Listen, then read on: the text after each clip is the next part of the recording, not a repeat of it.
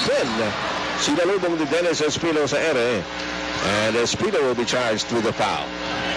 That's a quick learner on the part of Chris Alexander. Niloloadan siya sa kanan. Ayaw siya papuntahin sa kanan ng kanyang defender. Quick spin to the baseline. Kita na yung resulta. Libre-libre.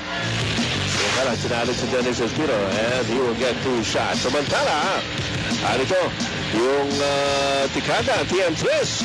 Hatid sa inyo ng bagong TM Discarte. 30 pesos lang. May bagong diskarte ka na. William Amaril comes back in para kay Eric Mink sa panig ng Barangay Ginebra. Chris Pacana is also there.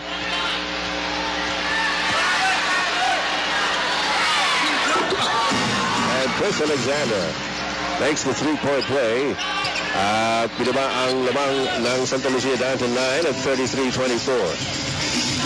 Lee Benson. Paolo Mendoza. Joseph York for 3. Wala. And Benson comes from behind. Last touch on Barangay Ginebra.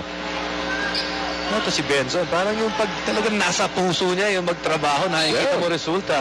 Here in the first half, it's still 7 minutes to go. He's already got 9 points and 9 rebounds. You compare that to Chris Alexander, who only has 6 points and 6 rebounds.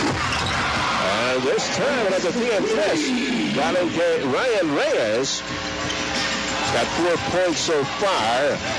And more importantly, gives Santa Lucia the 12-point lead at 36-24. And one of the keys for Santa Lucia is to keep the crowd out of the game. They are doing a masterful job. That's right. So far in this first half. Tahimik na tahimik yung Barangay Ginebra Canos. JJ help naman eh. Jason inside. Naku, sumot na ata pasahan. Alexander off balance. Lee Benson para sa rebound. That's 10 rebounds. At saka nababother niya to si Chris Alexander. Nirerespeto ni Alexander yung depensa ni Benson. Dennis Espino from the outside. Alexander para sa rebound. Binigay kay Chris Pacana. Pacana into the front court. Binigay kay Mark Caguia against Joseph Yo. Caguia, sumaksak sa loob. He gets it back. Teka muna. Oo, nakabilig yun. He got his own miss. Walang tinamaan yun. And so the traveling call on Mark Caguia. 6:09 to go. Second quarter tayo mga kaibigan. This is the first game of the best of 3 dito sa quarterfinal round. Pinaglalabanan ng dalawang kupulang ito ang karapatan na humarap sa Red Bull pagdating sa semifinal round ng ating Fiesta Conference. Lee Benson takes it against Chris Alexander. Sobra sa Pectors. Oops! Teka muna. May loose ball foul on Ryan teka muna, sino tinawagan? Mark Caguia, I believe, pulling down Ryan Reyes. Ryan Reyes really giving itong mga Guardia ng Ginebra a hard time because he's not stopping, be it on offense or defense. Yan ang energy level, napakataas. 5 minutes and 53 seconds to go. Dito sa ating second quarter, we have a timeout. We'll be right back. Ano ba tayo? 5:53 to go sa ating second quarter. Ito ang standing so far. No, as the MVP race, nangungunan si Kelly Williams. Sumusunod si Arwin Santos. Willa Miller is in third. J.J. Helterbrand, number 4. Silvio Raimundo. And in the fifth slot. So, dikit-dikit yan, ano? At, siyempre, yung mga naglalaro pa, mas nakalalamang dyan. Especially Kelly, Arwind, and JJ. Yeah. One of the things kasi pag nagkakaroon ng MVP is the lasting impression. And of course, if you're still playing during the final conference, mas may dating ka dun sa mga botante. Here's Paolo Mendoza. Dennis Espino inside against William Amaril. Joseph Yo. Paolo Mendoza. Mendoza with a floater. Wala. Loose ball. Nabuhan ni J.J. Helterbrand. Off down to Chris Pacana. Pacana inside. Dalabas kay Helterbrand. Helterbrand down low to Chris Alexander. Sumatake muli. And he hands it up to Pacana outside. And out of bounds. You see, that's the difference. If Ronald Tubid was actually the guy there, which Chris Pacana is trying to replace minutes-wise, Ronald Tubid maybe would have had enough athletic ability to finish, or at least try to finish in that situation. Really a lot being asked of Chris Pacana. Really not getting a lot of minutes so far in this conference. Only averaging about 10 minutes a game. But he had a lot of games kung saan hindi man siya nakalaro. That's right. Samantala, out of bounds play para sa Barangay Ginebra as Joseph Yo is pulled out. In the meantime, Ryan Reyes is back para sa Santa Lucia. 36-24. 12 ang lamang ng Santa Lucia over Barangay Ginebra here in the second quarter.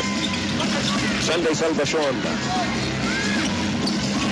Here's Mark Caguia. And there's going to be a foul. They're asking for goaltending. Referee Marina signaled the foul, and he counts the basket.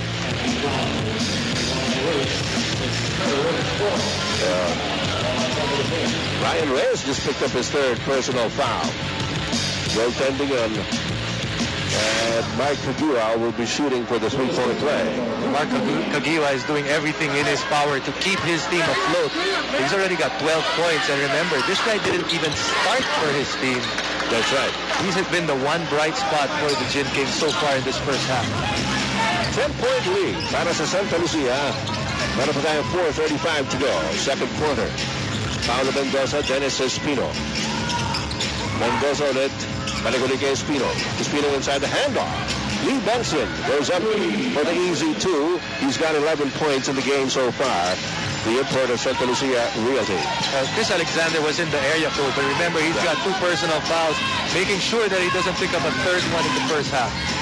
Alam niya, medyo delikado na yung challenge pa niya yung tira. Billy Mamaril, after starting off with the first 4 points of Barangay Ginebra in the first quarter, now adds to it. And there's an 6 na puntos.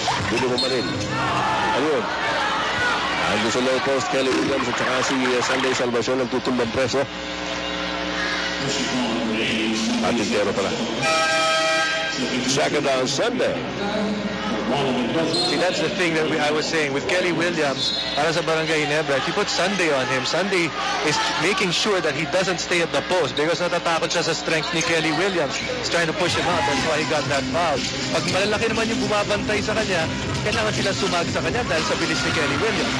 And Kelly Williams bobbles it. J.J. Helderman goes all the way. And that will be the first 2 points para kay J.J. Helderman. One away to score it off a steal.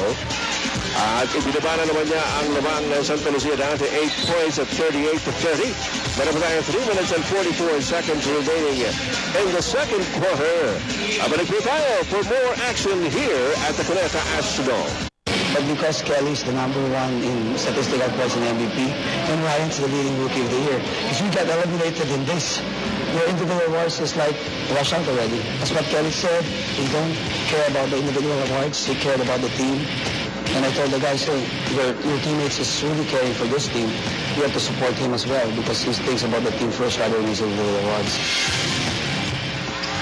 Alright, napakita po namin sa inyo kanina, no? Nangunguna nga po si Kelly Williams sa MVP Awards, but they have to stay active. Pag na-eliminate ka, titigil na yung pagpuntos mo. Lee Benson is crowded. And a steal by Mark Caguia against Dennis Miranda. Backs it in. Caguia now with 14 points. At tinapyes na po ni Mark Caguia ang lamang